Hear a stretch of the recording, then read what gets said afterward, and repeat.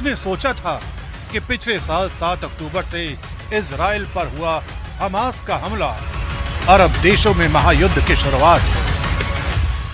लेकिन असल में ये महायुद्ध की वो चिंगारी थी जिसे भड़काया इस्माइल हानिया ने।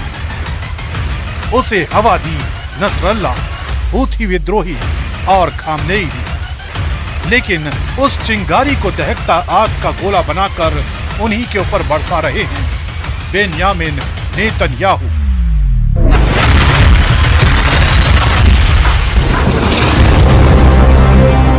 नतीजा ये हुआ कि आज इस महायुद्ध को लेकर दुनिया दो फाड़ हो चुकी है। एक तरफ है इजराइल गुट तो दूसरी तरफ है ईरान गुट। इजराइल पर हमले के पहले दिन से उसके साथ दुनिया का सबसे ताकतवर देश सुपर पावर अमेरिका खड़ा है। इसके अलावा फ्रांस, ब्रिटेन, जर्मनी समेत यूरोप के ज्यादातर देश इजराइल के समर्थन में हैं। और असल में दुनिया के यही वो देश हैं जिनके समर्थन से इजराइल की ताकत कई गुना बढ़ चुकी है। दूसरी तरफ इजराइल के दुश्मन नंबर 1 ईरान के साथ फिलिस्तीन, तुर्की, लेबनान, सीरिया, कतर और ओमान जैसे देश हैं। रूस और चीन भी ईरान के साथ खड़े हैं। हालांकि अभी देशों ने ईरान को खुला समर्थन नहीं दिया। दुनिया भर के युद्ध विशेषज्ञ सैन्य ताकत के मामले में इजराइल और ईरान के बीच बराबरी की टक्कर मानते हैं। ग्लोबल फायर पावर इंडेक्स के मुताबिक ईरान दुनिया में 14वें नंबर पर है तो इजराइल 17वें नंबर पर है। सेना, हथियारों और फाइटर जेट्स के लिहाज से भी दोनों देश एक दूसरे को अलग अलग मोर्चे पर टक्कर देते हैं।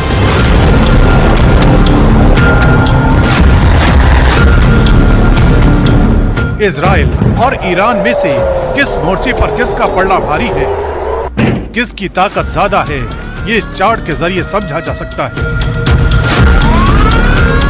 ईरान के पास कुल विमान 551 हैं और इजराइल के पास 612। ईरान के पास 186 फाइटर जेट्स हैं तो इजराइल के पास 241। ईरान के पास हेलीकॉप्टर 129 हैं तो इजराइल के पास 146। ईरान के पास 1996 टैंक हैं तो वहीं इजराइल के पास 1370। ईरान के पास 65,765 हथियारबंद गाड़ियां हैं तो इजराइल के पास 43,407 गाड़ियां हैं। ईरान के पास 101 वॉरशिप हैं तो इजराइल के पास 67 वॉरशिप है। ईरान के पास 19 सबमरीन हैं तो इजराइल के पास 5 सबमरीन हैं। ईरान के पास 6,10,000 सैनिक हैं तो इजराइल के पास 1,70,000 सैनिक हैं। जबकि ईरान के पास 3,50,000 रिजर्व फोर्स है तो इजराइल के पास 4,65,000 रिजर्व फोर्स है। ईरान का रक्षा बजट 9 अरब डॉलर है तो इजराइल का 24 अरब डॉलर है। आंकड़ों के हिसाब से ईरान कई मोर्चों पर इजराइल पर भारी नजर आता है, लेकिन एक्सपर्ट के मुताबिक असल में ऐसा नहीं है। ईरान के पास सैन्य बल और हथियार ज्यादा दिखते हैं, लेकिन वो पुराने हैं। उनका रखरखाव भी बेहतर नहीं है। ईरान पर कई पाबंदियां लगी हुई हैं। दूसरी ओर इजराइल के पास अत्याधुनिक हथियार हैं। पश्चिम एशिया में चारों तरफ से घिरे होने के बावजूद वो अपनी लड़ाइयां लड़ता रहा है और जीतता भी रहा है। बेशक उसके पीछे अमेरिकी मदद रही है, लेकिन इन दोनों देशों के बीच कोई युद्ध हुआ तो वो ईरान और इजराइल के बीच तक सीमित नहीं होगा। इसमें और भी ताकतें शामिल हो जाएंगी, जिसके बाद दुनिया दो हिस्सों में बंट जाएगी। तब दुनिया पर तीसरे विश्व युद्ध का संकट मंडराने लगेगा।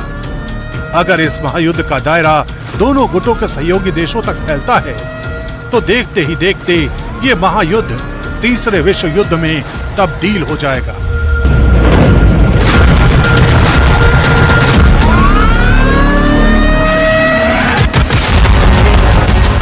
अपने न्यूक्लियर प्रोग्राम की वजह से ईरान वर्षों से अमेरिका की नजर में खटक रहा है। ऐसे में इजराइल पर ईरान का हमला उसके लिए बड़ा आत्मघाती कदम साबित हो सकता है। ईरान के चारों तरफ अमेरिका ने सामरिक शतरंज के मोहरे तैनात कर दिए हैं। भूमध्य सागर से लेकर ओमान की खाड़ी तक और सीज नहर से लाल सागर तक और अदेन की खाड़ी से भारत की खाड़ी तक अमेरिकी नौसेना की तैनाती है। इसके अलावा Jordan, Syria, Bahrain, Kuwait, Qatar, Saudi Arab, Iraq, UAE, Oman में अमेरिकी सेना के बेसिस हैं, जहां हजारों की संख्या में अमेरिकी सेना तैनात है। डिफेंस सिस्टम के साथ साथ रक्षात्मक और हमले करने के लिए तैयार सेना है। ऐसे में ईरान एक साथ इजराइल और अमेरिका का मुकाबला नहीं कर सकता।